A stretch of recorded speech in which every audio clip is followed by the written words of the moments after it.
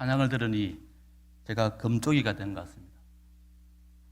요즘 최근에 이제 우리 방송에서 금쪽 같은 내 새끼에서 금쪽이라는 말이 많이 회자되고 있습니다. 그게 원래 금쪽이는 매우 귀하고 소중한 걸 말할 때 자식이 정말 귀하고 소중하다 그런 의미에서 이제 금쪽 같은 내 새끼라 쓰는데, 또 한편으로는 그렇게 귀하고 소중하지만 또 부모에게는 큰 또 골칫거리입니다. 그래서 애를 먹이는 자녀를 이제 야 먹이는 자녀로 바꾸기 위해서 그렇게 그 바꾸는 솔루션을 하는 프로그램이 바로 금쪽 같은 내 새끼입니다. 금쪽이. 자녀만 금쪽이가 아니고 신앙인들 가운데서도 하나님 보시기에 금쪽이가 있습니다. 그리고 골프를 좋아하는 성도님이 주일날 친구와 약속합니다. 골프 치러 가기로. 내 친구가 약속 시간보다 1시간 이상 늦게 오는 겁니다. 그래서 이제 늦게 오니까 이 친구가 얼마나 화가 났겠습니까? 그래서 묻습니다. 야, 왜 이렇게 늦은 거냐? 그러니까 이 친구가 설명합니다. 사실 오늘 주일 아이가 내가 예배 드리는 게 마음이 걸려서, 그래서 동전을 던져서 앞면이 놓으면 예배 드리고 뒷면이 놓으면 골프 치기로 했는데 그래서 늦은 거다 하니까 친구가 그래서 네가 예배 드리고 왔구나 하니까 아니, 동전을 던지기 계속 앞면이 나오잖아. 뒷면 올 때까지 던진 거야. 그렇게 말했다고 합니다. 여러분 중에 그런 분 안 계시겠죠? 우리 가운데 금쪽이들이 엮기를 바랍니다. 오늘 또 요셉을 보면 금쪽이 같은 그런 면이 있었습니다. 우리가 성경의 인물들 가운데 요셉을 좋아합니다. 요셉이 성경 인물 가운데 가장 인기 있는 인물 중에 하나입니다. 그리고 요셉과 함께 입지전한 인물로 바로 다니엘이 있습니다. 그리고 또 한 명을 더 추가하면 에스더도 있습니다. 이 세 사람의 공통점이 있습니다. 파란만장한 삶을 살았지만 하지만 적국에서 가장 높은 자리, 왕다음으로 오를 수 있는 가장 높은 자리에 오른 그런 인물이기도 합니다. 파란만장한 삶에 대해서 매우 높은 자리에 올랐기에 우리는 자녀들이 요셉처럼 다니엘처럼 에스더처럼 살기를 원합니다. 그렇게 하나님께 쓰임받고 성공한 인생으로 살기를 바라는 마음을 그렇게 기도할 때가 있습니다. 다니엘처럼, 요셉처럼, 에스더처럼 자랐으면 좋겠다. 그런데 사실 우리가 이들을 더 주목할 것은 그들이 적국에서 포로로 잡혀간 나라에서 총리가 되고 왕비가 된 것이 아니라, 그렇게 해서 높은 자리에 올라서가 아니라 바로 그들이 가진 신앙의 결입니다. 우리 자녀들이 이 요셉처럼 다윗처럼 에스더처럼 그들이 가진 신앙의 결을 배우도록 기도하는 게 더 중요합니다. 그렇게 가르치는 것이 우리가 해야 될 부모된 도리인 걸 우리가 잊지 말았으면 좋겠습니다. 그리고 오늘 살펴볼 요셉은 꿈꾸는 자라는 별명을 가졌습니다. 근데 이 별명이 썩 좋은 의도에서 지어진 게 아닙니다. 요셉의 형들이 요셉을 보기에는 눈치 없는 동생이었습니다. 눈치 없이 자기들의 일거수일투족을 아버지께 다 고자질합니다. 그러니까 그걸 비아냥대면서 요셉을 꿈꾸는 자라고 그렇게 놀린 겁니다. 아무튼 형들은 요셉에게 비아냥거리며 꿈꾸는 자라고 그렇게 별명을 지어 불러주었지만, 아무튼 요셉은 바로 그 꿈 때문에, 그 꿈꾸는 자라는 별명 때문에 꿈이 있는 인생을 사는 것을 우리가 또 알게 되어집니다. 오늘 본문은 이제 요셉이 창세기에 첫 등장하는 그런 장면의 하나인데, 요셉은 창세기에서 보면 세 개의 꿈을 꿉니다. 오늘 본문에 언급되는 요셉 자신이 꾸는 꿈이 있고요.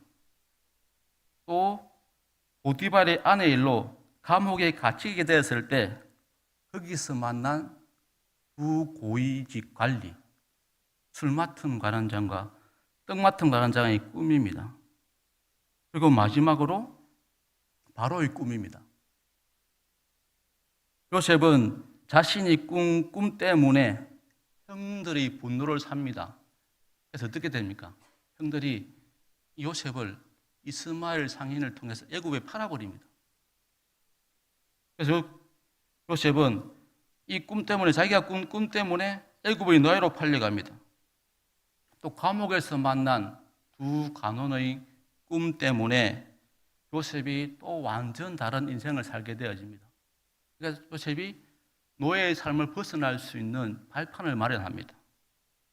그리고 마지막으로 바로의 꿈은, 바로가 꾼 꿈을 해석한 것 때문에 결국 우리가 아는 대로 애굽의 총리가 되는 그런 위치에까지 서게 됩니다. 요셉은 그 삶의 여정을 보면은 결국 애굽의 총리가 되지만 그 과정에서 보면 충분히 복수의 칼을 갈 수 있는 억울하고 기분 나쁜 그런 경험을 하게 됩니다. 형들의 미움을 받아서 죽을 고비를 넘기고 자신의 의지와 상관없이 애굽에서 노예 생활을 하고, 또 그런 삶을 통해서 얼마나 상처가 많았겠습니까? 기뻤겠습니까? 그러면 그런 과정 속에서 충분히 복수의 칼을 갈 수 있었습니다. 내가 만약 잘 되면, 성공하면 나를 이렇게 만든 형들을 결코 가만두지 않을 거야. 나를 이렇게 나락으로 빠뜨린 형들을 절대 용서하지 않을 거야 하면서 복수의 칼을 갈 수 있었습니다. 요셉은 그렇게 하지 않습니다. 또 다른 한편으로는 요셉과 같은 처지에 있으면 하나님을 배반할 수 있고 하나님을 떠날 수 있습니다. 어떤 목사님이 휴일이 되어서 월요일날 등산을 갑니다. 오랜만에 등산을 가다 보니까 그 전에 다녔던 길이 익숙하지 않습니다. 그 전에 익숙한 길을 찾다 보니까 한 길을 발견했는데 그만 그 길을 가다가 절벽으로 떨어지게 됩니다. 천만다행으로 그 떨어지는 과정에서 한 소나무 가지를 잡게 됩니다. 나무 가지를 붙들게 됩니다. 그리고는 이제 그 가지를 붙들고 소리칩니다. 살려주세요. 살려주세요. 혹시 위에 사람 없습니까? 하고 소리치니까 이 목사님에게 한 소리가 들립니다. 아들아, 염려 말라. 내가 여기 있노라. 뭔가 익숙하고 반가운 목소리니까 목사님이 반가워서 묻습니다. 누구십니까? 하고 물으니까 나는 너희의 하나님이다 라고 말씀하십니다. 그리고는 이 목사님이 그 음성을 듣고는 서운합니다. 하나님, 내가 여기에서 저를 살려주시면 제가 지금보다 더 충성되이 사역하겠습니다 라고 소원을 합니다. 그러니까 하나님께서 좋다. 그러면 지금 내가 잡고 있는 그 소나무를 놓아라. 그래야 내가 살 수 있다 라고 이야기합니다. 그러니까 이 목사님이 아니 하나님 무슨 말 하십니까? 나 이거 놓으면 죽습니다 라고 이 목사님이 하나님께 항변합니다. 근데 목사님이 아니다. 내가 그 나무를 놓으면 내가 너를 살려주겠다. 내가 그 나무를 놓으면 내가 믿는 대로 내가 이루어주겠다 하고 믿음을 가지고 그 가지를 놓아라 하고 말씀하십니다. 그러니까 목사님이 그 말을 듣고 잠시도 망설임 없이 이렇게 말합니다. 위를 향해서 위에 하나님 말고 다른 사람 없습니까? 우리가 위기에 처하면 우리도 모르는 사이에 하나님을 배반하고 하나님을 외면할 수 있습니다. 요셉은 충분히 지금 그런 처지에 놓여 있습니다. 근데 요셉은 그런 모습이 안 보입니다. 요셉은 하나님의 주신 꿈으로 자기가 고백했는데 지금 상황이 어떻습니까? 지금 본문에 안 드러나지만 앞으로 상황이 어떻습니까? 감당할 수 없는 파란만장한 인생에 휩쓸리게 됩니다. 그러면 내 인생이 왜 이래? 하면서 한탄하고 충분히 삐뚤어질 수 있는 그런 가능성이 있는 그런 처지에 놓여 있는 그런 모습이었습니다. 그런데 요셉에게는 그런 모습이 없습니다. 충분히 상처받을 수 있고 복수의 칼을 갈 수도 있고 하나님을 배반할 수 있고 하나님 아닌 다른 신을 찾을 수 있는 배교할 수 있는 그런 처지에 있는데도 요셉은 그런 모습을 보이지 않고 있습니다. 창세기 마지막에 보면 요셉이 죽기 전에 아주 감동적인 그런 장면을 보여줍니다. 창세기 50장 19절 이하에 보면 이렇게 이런 이야기가 나옵니다. 요셉이 형들에게 고백합니다. 아버지의 죽음을 듣고 형들에게 고백합니다. 제가 공동번역 개정판을 읽어드리겠습니다. 두려워들 하지 마십시오. 내가 하나님 대신 벌이라도 내릴 듯 싶습니까? 하면서 요셉은 이렇게 말하였다. 나에게 못할 짓을 꾸민 것은 틀림없이 형들이요. 하지만 하나님께서는 도리어 그것을 좋게 꾸미시어 오늘날 이렇게 무백성을 살리시지 않았습니까? 그러니 이제 두려워들 하지 마십시오. 내가 형들과 형들의 어린 것들을 돌봐드리리다. 하고 그 뒤에 이제 개정판에는 이렇게 말합니다. 그들을 간곡한 말로 위로하였더라. 근데 이 번역은 부족합니다. 더 정확히 번역하면 이렇게 위로하는 말을 들은 형들은 이렇게 위로하는 요셉의 말을 들으며 그들은 가슴이 터지는 듯 하였다 라고 번역해 놨습니다. 요셉의 고백을 듣고 그 형들이 가슴이 터지는 듯한 그런 경험을 했다고 말하고 있습니다. 반복해서 말씀드리지만 요셉 같은 상황에 놓이면 사람들은 원망하고 불평합니다. 세상이 나를 이렇게 만든 거라고, 상황이 나를 이렇게 만든 거라고, 가족들과 친구들이 나를 이렇게 만든 거라고, 그러니 내가 무엇을 어떻게 할 수 있단 말입니까? 그래서 자신의 무력함을 항변합니다. 친구에게 배신당한 자기를 한탄하고 그런 세상에 농락당한 자신의 무력함을 한탄하고 상황과 환경의 벽을 넘지 못한 자신의 무력함을 항변합니다. 그러면서 자신이 힘이 없음이 자신의 무력함, 그 무력함을 이야기하면서 희망 없음을 토로합니다.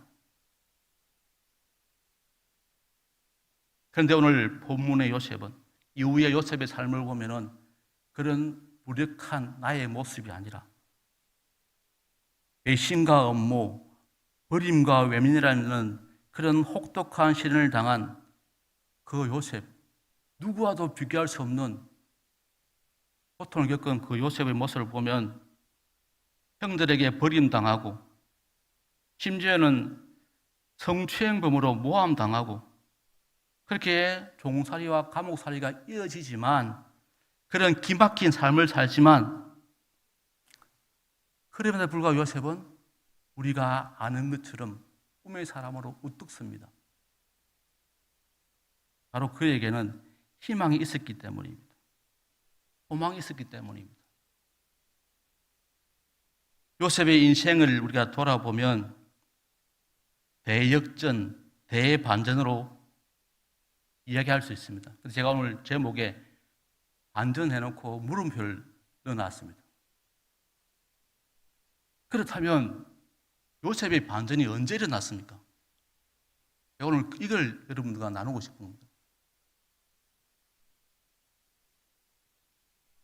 절망적이었던 그의 인생이 언제부터 희망으로 바뀌었습니까? 그 인생은 언제 대반전을 이루게 되었습니까? 그 결정적인 순간이 언제였습니까? 보디발의 집에서 가정 총무를 있을 때입니까? 아니면 옥살이하다 거기서 인정받고 고위 관료, 술 맡은 관원장과 떡 맡은 관원장의 꿈을 해석해 준 그때입니까? 아니면 바로의 꿈을 해석하여 총리가 되었을 때입니까?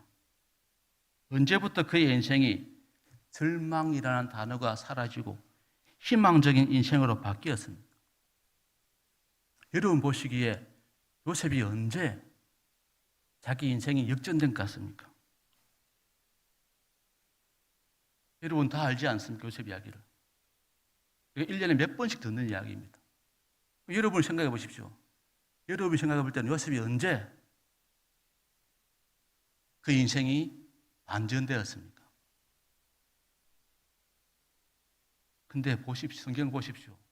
놀랍게도 그는 절망의 인생을 산 적이 없습니다. 그를 부른 이름이 바뀌고 한순간에 그의 신분과 직책이 급격하게 바뀌었을지는 몰라도 요셉은 요셉이었습니다. 그는 그였습니다. 총리가 된 후에 희망의 사람이 되고 그 이전에는 절망의 사람으로 살아온 것이 아닙니다. 그의 인생에서는 절망에서 희망으로 뒤집혀지는 대반전이 없었습니다. 인정하시겠습니까? 성경을 보시면 요셉은 결코 절망의 삶을 산 적이 없습니다. 왜 그렇습니까? 그는 단 한 번도 절망 속에서 그 절망이 주는 패배감 속에서 어두움 속에서 주저앉아 낙망하고 슬퍼한 적이 없기 때문입니다.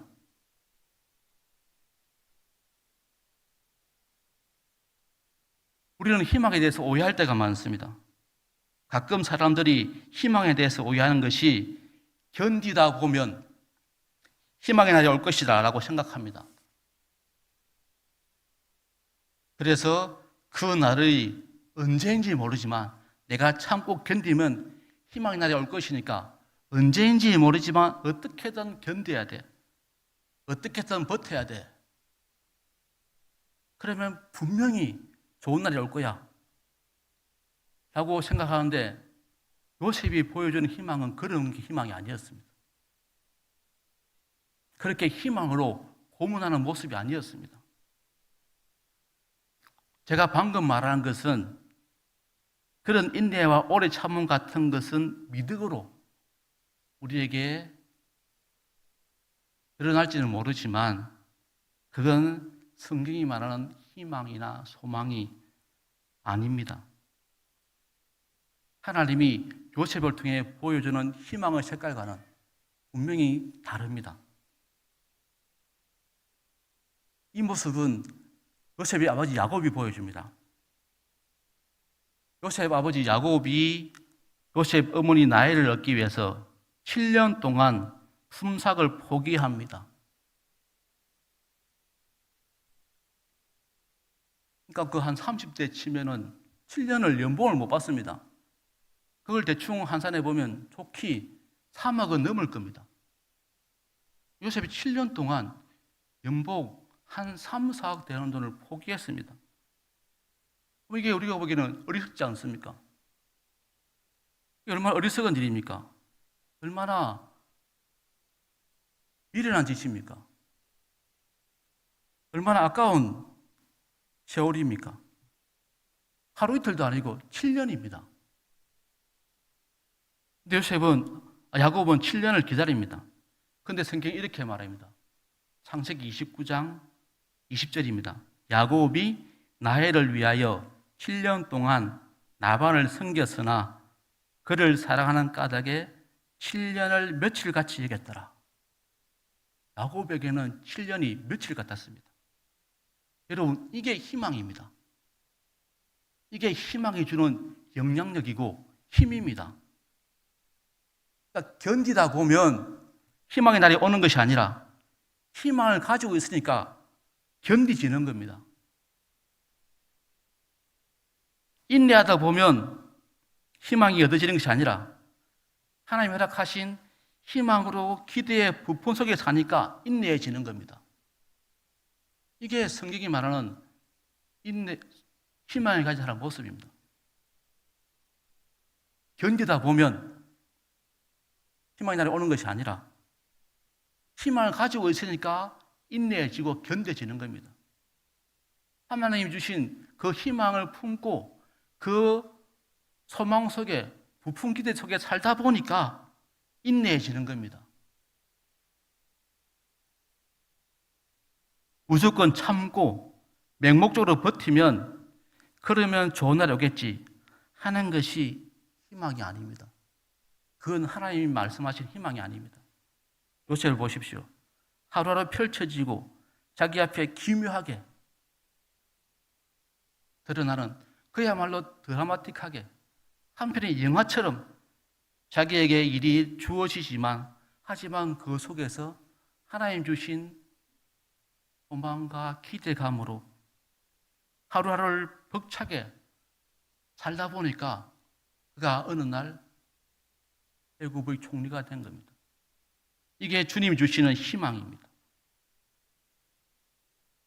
이게 하나님이 요셉을 통해 보여주시는 희망의 모습입니다. 말씀을 맺겠습니다. 요셉은 숱한 고난의 시간을 살았지만 그를 지배한 것은 고난이 아니라 희망입니다. 낙심할 일들 많이 만났지만 그 같은 일들이 요셉을 낙심시키지 못했습니다. 요셉은 우리가 생각하기에 힘들고 절망적인 상황을 경험했지만 그 날들을 그저 버티고 견디며 살지 않았습니다. 요셉은 단 한 번도 그런 모습을 보이지 않았습니다. 그냥 하나님 주신 꿈과 희망에 소망에 사로잡혀 있는 모습을 보여줬을 뿐입니다.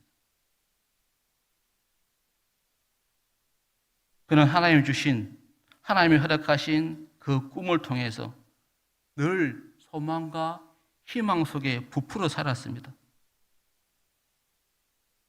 바로 이게 요셉이 우리에게 가르치는 신앙의 모습입니다. 우리가 희망을 말하는데 그 희망은, 그 소망은, 그 꿈은 맹목적이지 않습니다. 연약하지 않습니다. 하나님이 주신 희망은 우리에게 불어닥치는 어떤 환난과 고난보다 강력하여서 넉넉히 이기고도 남음이 있습니다. 요셉이 바로 그 모습을 지금 보여주고 있는 겁니다. 요셉이 하나님 주신 소망으로 자기에게 주어진, 자기에게 불어닥친 환난과 고난을 넉넉하게 이겨내는 모습. 그 어떤 순간에도 주저앉아 슬퍼하지 않고 낙심하지 않고 그는 늘 하나님을 바라봤습니다.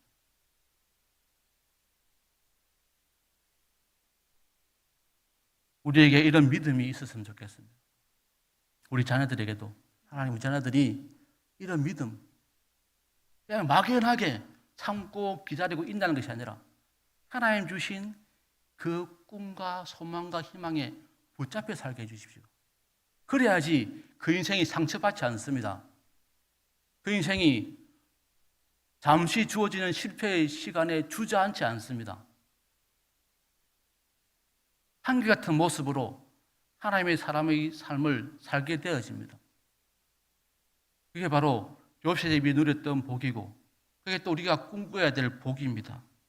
그래서 우리가 요셉처럼 하나님 우리를 희망의 삶을 살도록 부르셨습니다. 그걸 기억하시고 우리가 그렇게 살 수 있도록 기도했으면 좋겠습니다. 그냥 막연하게 견디고 버티는 삶이 아니라 인내하다 보면 희망이 주어지겠지 하는 것이 아니라 하나님 주신 희망과 소망으로 견뎌내는 삶,